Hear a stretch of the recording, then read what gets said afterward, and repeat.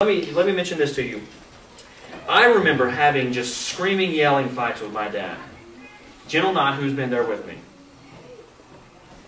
Nodding means this. Not nothing. Okay, who has had a screaming, yelling fight with their parents? Some of you, the rest of you are lying? Okay, good. I've had just screaming, fallout, yelling fights with my dad because of one main reason. I went through puberty. I wasn't always the strapping young lad you see in front of you. I was at one point a weak, small, ugly-looking, little 8-year-old. I went through puberty. And when I went through puberty, I know, you can't even imagine me at 8 years old. A bunch of things happened. Some stuff that the school will teach you that I'm not even going to talk about because I'll throw up here right in front of you. What I do want to talk to you about is that emotions are flying when I went through puberty. I was angry. I was, I had aggression. I was frustrated really easily. And because of that, yeah, absolutely, had mood swings, did all that. And all of you know what that means for you. Maybe you weren't aggressive and maybe you weren't necessarily angry like I was, but you know what it was like. You had all these emotions.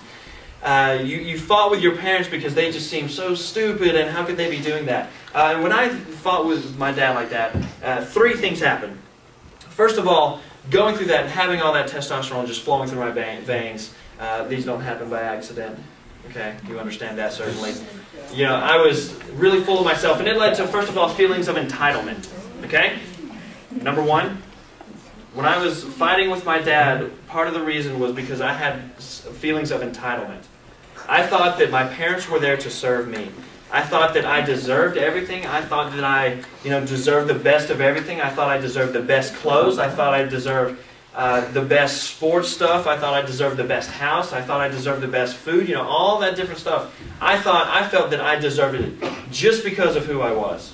That means, so technically you're spoiled? Yes, that's exactly what it means, is that I was spoiled when I was a teenager. And I still suffer from that a little bit. But I was spoiled. And me being spoiled led me to disrespect my parents.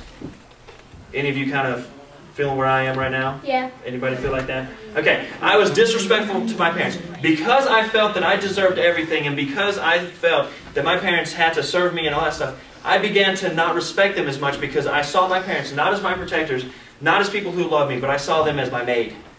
I saw them as my cook, my personal cook, my personal chauffeur, all those different things. I didn't respect them as much because I thought, tell me if you've been here with me, nod at me, I thought that I was more important than my parents. Who's been there? Okay, a couple people. Thank you for being honest with me. Because I felt that I was more important than my parents, and because of that, I felt that I had the right to tell my parents what to do, which absolutely is not right at all. And then finally, that led to the last thing. It led to me being more confident than I should be, this overconfidence. Because I felt I deserved everything, because I felt that I was the best, that everybody was there to be with me, that more importantly, my parents existed to serve me. It led me to feel overconfident in my relationship with my parents. And because of that, I felt like I could do no wrong. And that's why I really fought with my dad, because I thought that I knew everything. Are you with me? Are you paying attention? I thought that I knew everything and that my dad had no right trying to tell me what to do. I thought that it was just ridiculous that this old guy thought that he could tell me how to hang out with my friends. I thought that it was ridiculous that my dad tried to tell me what I could and could not watch, because what they watched MASH and had 3 channels to watch when he was my age. I mean, what does he know about TV? Nothing. I felt that it was ridiculous that he told me what to do. And I felt that it was just ridiculous that he would tell me how to study and what to do and how to do in sports and which sports I could do and all that stuff. I thought it was ridiculous because I knew what was best. And as you can imagine, the story ends with me understanding that I am not the best. Because here's what we will understand, that you will understand one day, is that life will punch you square in the face. And I've told you that before, but the real world is not all it's cracked up to be. Because here's the deal, what your parents are trying to do, and I do firmly believe this, and when I was talking with them last week, they told me this. Your parents told me this. That their one desire as a parent, their main thing is to pass on to you their values, their wisdom, their knowledge. They want to pass on to you. A lot of them say they wanted to pass on their Christian values to you. They want to see you mature, and they want to see you grow into an adult who knows how to handle themselves, who knows how to take care of themselves. They want to make sure that you have a better life than they did. And that's why they sacrifice for you. That's why they do these different things for you. And when your parents when you get in a fight with your parents because they're telling you to do something that you don't think you should do, they're not doing it to be overbearing. They're not doing it to be just awful. They're not doing it to oppress you. They're not trying to control you in any way. What they're doing is they're trying to share with you their wisdom because they have been through the experiences that you are going through right now. Now, understand me when I say this. I know that if you're not going through these issues, you will in the future. Your parents know what it's like to be tempted to drink. Your parents know what it's like to be tempted with drugs. And here's where you're really going to be upset with me. Your parents know what it's like to be tempted with sex. I know you don't want to think about that, and I know that thought is just totally destructive to you. Oh my Lord, my parents know. But the fact of the matter is that your parents know what it's like to be tempted with all those things. And listen to me when I say this, when your parents tell you that skirt is too short, that those shorts are too high in the thigh, that shirt is too low cut. You know, they're not saying that just to oppress you. They're saying that because they know, I'm being serious. Claire, you moved. They say that because, sorry, your parents are saying that about your clothing because they know how boys will look at you when you wear that stuff. They know what boys are thinking when you wear that stuff. I have a 13-year-old niece, and she, when I first used to hang around her a lot, you know, she would wear these things that made me want to throw up. And I would talk to her about these issues, that I know what it's like I know what boys are thinking when they're looking at you, and eventually she got more layers and more layers on, and now it seems like she's about to go snow skiing every time I come see her. Because she knows my thoughts about that stuff, because I know what it's like to look at girls who are wearing that stuff, and I know the thoughts of boys, and your parents know the same thing. And guys, when ladies, you know, when your parents are telling you, you know, how to dress and how to study, when your parents are telling you the importance of good study habits and doing well in school, they're not doing it because they want to show you off. They're doing it because they know that good grades opens doors that normally wouldn't happen. Claire, pay attention. Because they know what it's like. They know the importance of having all that stuff. And they're not trying to oppress you. They really do honestly want the best for you. And I think that that's important for all of us to know, that our parents really do want the best for us. And that I want you to know that they have been through the situations that you are going through right now. They know what it's like to succeed in those circumstances, and they know what it's like to fail in those circumstances.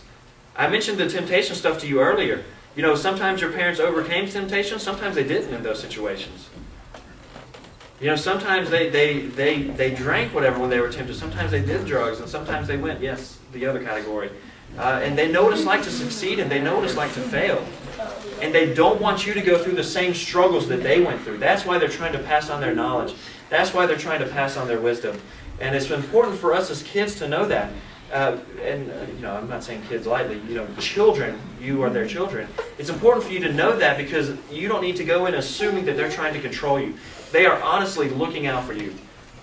And it goes back to our relationship with God, because I know that God, as my Father, wants what's best for me. He talks to me. He shares who He is in the Bible so that I can get to know Him, so that He can teach me what it's like to be a man of God. So He can teach me what it's like to be able to mature as a man who loves Him and loves other people. And we get that same image of God our Father to our parents here on earth. You know, how do you get to know God? You pray. You read the Bible. You know, you do all these things. You go to church. You learn about Him. The same is true with our parents. If we want a good relationship with Him, then we need to ask about our parents and listen to our parents and talk openly with our parents. And it's so important for us to have that open line of communication, because without it, it's always going to feel like they're yelling at us and not sharing their lives and sharing their feelings with you. If you don't communicate properly, the only way they know how to share their values and their wisdom and all that is through punishment. It's through you know, game time decisions where you're in the middle of something and they are just yelling at you, telling you not to do something. But if you get to know them, if you talk with them, if you go fishing with them, if you watch sports with them, if you go shopping with them, whatever the case may be, then they'll be able to teach you things and share their life with you, and to be able to share their experience, even though you probably won't want to hear it because it's way too disgusting. But they'll be able to share all that with you, okay? And as we conclude this parent series, and this is what we're ending with, I want you to know that we get the image of a parent relationship from our relationship with God. And I certainly hope that all of you have every desire in your heart, and this is my desire for you, that you grow in your relationship with God and that you experience the love that God has for you. And in the same way, it is also my desire that you experience the love that your parents have for you. That you experience the love that God created your parents to have for you. That is my desire, and I want you to know that we as the children can do things, Marshall, stop. That we as the children can do things to help that. And I really want you to figure out ways to work with your parents, to work on not disrespecting them as much. Do y'all remember the 3 things that I mentioned that I did? What were they? Entitlement, I'll get you started. Stuff. Entitlement. Respect. Disrespect. Okay? And then overconfidence. Because with your parents, I want you to not feel so entitled that you don't deserve everything. And I want you to not respect them, because respect is a big, big issue. Quick nodding of the head, and we're going to end with this. How many of you disrespect your parents? Nodding of the head, a little bit. I was right there with you. And I don't want you to be so overconfident that you don't feel like you need your parents. Because if we did any of those things against God, then it would be... I need Logan and Austin to go get to choir. Okay. You got to go to choir. We're about to pray, and just go ahead and go. Go ahead and go. Because if we did any of those things against our relationship with God, we would feel like it's sacrilegious. But I want you to understand the importance of your relationship with your parents. And I want you to do everything that you can in your relationship with parents. Let me pray for us.